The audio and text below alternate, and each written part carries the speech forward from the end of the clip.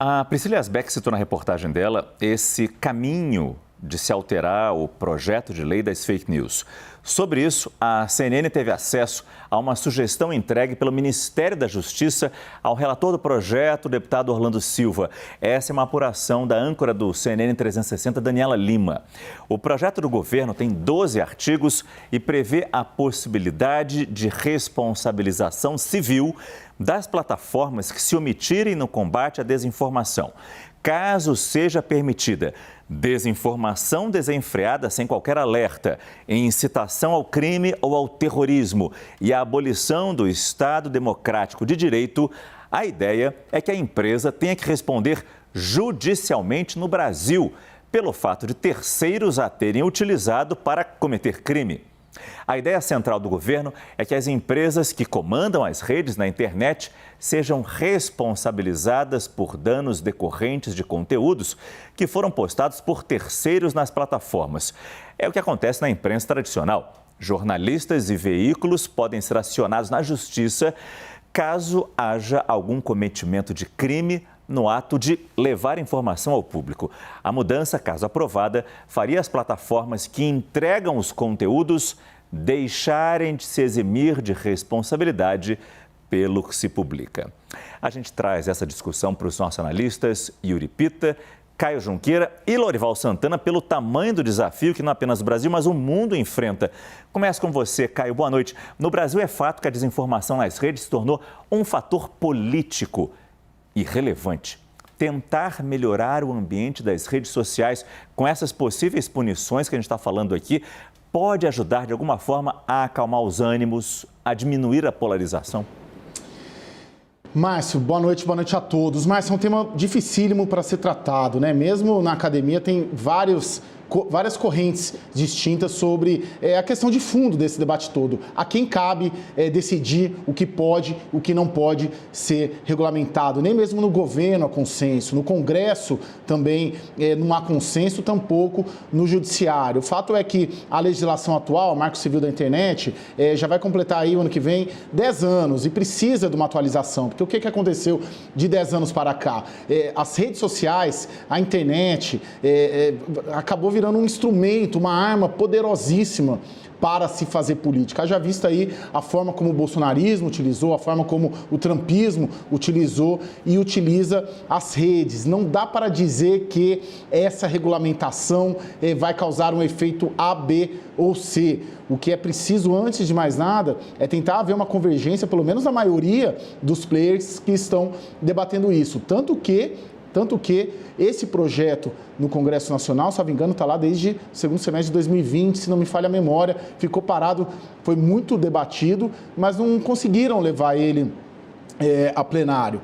Agora o governo veio com essa agenda depois do 8 de janeiro, sequer mandou o projeto, né? Houve uma opção do governo em mandar, em acelerar a agenda econômica e justamente também porque houve uma divergência entre o que já havia sido debatido no Congresso com a visão do governo sobre isso. E agora houve sim esse acordo, quase que um acordo entre o relator do projeto do 2630, que é o Orlando Silva, com o governo, estão no mesmo campo político para tentar inserir o ponto de vista do governo no PL. Mas é muito difícil dizer o resultado. E é uma legislação também, Márcio, que precisa ser sempre atualizada, tendo em vista que a tecnologia está sendo sempre atualizada também. Yuri, com você agora, boa noite. O Caio nos traz aí uma posição mais política disso e é natural que a gente saiba que a regulamentação das redes, sabemos que muita gente vê essa possibilidade de regulamentação com maus olhos, já que isso poderia ferir uma liberdade de expressão. O ministro Luiz Roberto Barroso, na entrevista que deu a Priscila Asbeck, a gente acabou de ver aqui, direto de Paris, mostra a diferença clara que existe liberdade de expressão e liberdade de agressão, algo tão batido pelo ministro Alexandre de Moraes. Como, Yuri, convencer as pessoas, sociedade, parlamentares, de termos regras para a saúde de todos, para a sanidade de todos e não ter esse clima que a gente está vendo agora? Um dos caminhos, uma das estratégias é usar o 8 de janeiro como uma espécie de catalisador desse debate. Márcio, boa noite para você, Lorival, Caio, quem está com a gente aqui no CNN Prime Time. Está claro que o governo já tinha, o governo Lula, antes, entre a vitória no segundo turno e a posse, já havia colocado na sua agenda a discussão de como enfrentar a desinformação, como criar políticas públicas no ambiente digital e fazer o enfrentamento à desinformação. Por isso, inclusive, na primeira semana entre a posse, no dia 1º de janeiro, e até os atos golpistas de 8 de janeiro, já tinha, na primeira semana, já havia sido instalada a Secretaria de Políticas Digitais, que é comandada por João Brandt, que foi o leitor, o porta-voz da carta de Lula nesse evento da Unesco. A Advocacia Geral da União já trabalhava numa Procuradoria de Defesa da Democracia para enfrentamento de desinformação que levasse a prejuízo de políticas públicas, e o caso mais exemplar disso são as desinformações, as mentiras disseminadas nas redes sociais em relação à vacinação, que prejudicaram o enfrentamento da Covid e de outras doenças que têm condições de serem evitadas por meio da vacinação das pessoas, em especial das crianças. Agora, o 8 de janeiro se tornou uma forma, criou essa forma de catalisador, esse impulso para que governo, judiciário e também setores importantes do Congresso remassem para o mesmo lado, para a mesma direção. Fica evidente, a partir do que aconteceu no Brasil neste janeiro, nos Estados Unidos em janeiro de 2021, mesmo todo o enfrentamento da Covid no mundo como um todo, não foi só aqui no Brasil que a desinformação causou prejuízos na estratégia dos cientistas e dos agentes públicos para enfrentar a doença. Tudo isso faz com que haja um impulso maior, uma cobrança maior em direção às plataformas sociais. E, de novo, o objetivo é conciliar liberdade de expressão, sim, que é um direito individual, como diz a carta do governo, com o direito coletivo da informação de qualidade e de se estar protegido, de se proteger a sociedade da desinformação. Lorival, boa noite. Obrigado pela sua participação nesse tema aqui no nosso Prime Time. Yuri nos listou vários desses marcos que a gente pode colocar assim sobre desinformação aqui no nosso país. O absurdo que foi com as vacinas, por exemplo, um país que sempre primou pelas campanhas de vacinação, se viu questionando a vacina. A importância de se tomar vacina em cima das redes sociais, em cima de fake news divulgadas pelas redes sociais através de pessoas muito importantes deste país. E agora, o 8 de janeiro, a cereja desse bolo. São esses exemplos, são esses marcos que colocam o Brasil numa posição de, digamos, relevância nessa discussão que ganha o mundo, nessa discussão internacional? Sim, acho que sim. Boa noite. E as experiências internacionais são importantes para balizar o nosso caminho, né? Acho que não há dúvidas de que os países que compõem a União Europeia e também os Estados Unidos são democracias, né? Bem mais sólidas, mais antigas do que a nossa.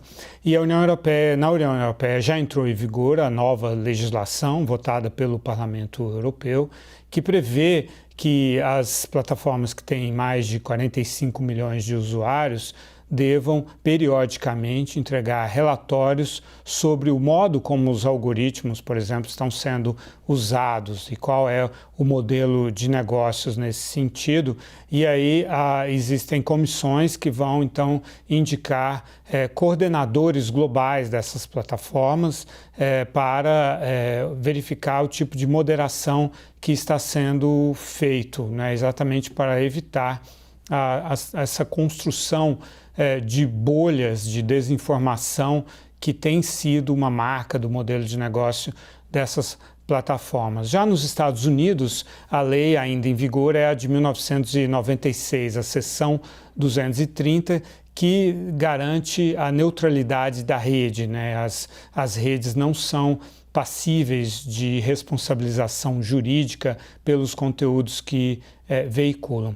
E ontem e hoje, na Corte Suprema, justamente houve audiências sobre 2 casos de famílias cujos integrantes foram mortos pelo Estado Islâmico, um em Paris, outro em Istambul.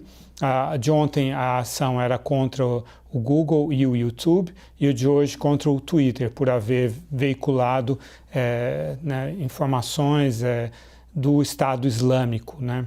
E em favor do Estado Islâmico, propaganda do Estado Islâmico, né? E até aqui a justiça, todas as instâncias da justiça americana deram ganho de causa para as plataformas digitais exatamente por causa dessas garantias da lei de 1996. E aí 2 integrantes da Corte Suprema disseram assim: não somos nós aqui, os 9 aqui da Corte Suprema, que mais entendemos de plataformas digitais. O Congresso precisa votar uma lei. Ou seja, de um lado eles reconheceram que as coisas não podem continuar como estão, com as plataformas se esquivando completamente da responsabilidade pela forma como ganham dinheiro veiculando coisas que podem redundar em atos terroristas, em discurso de ódio, assim por diante. Mas, por outro lado, que a Corte Suprema não quer legislar, ela quer que o Congresso crie leis. Então, nesse sentido, eu acho que o Brasil está andando num caminho que é mais ou menos o que as democracias estão buscando. Muito obrigado, Lorival Santana, Yuri Pita e Caio Junqueira.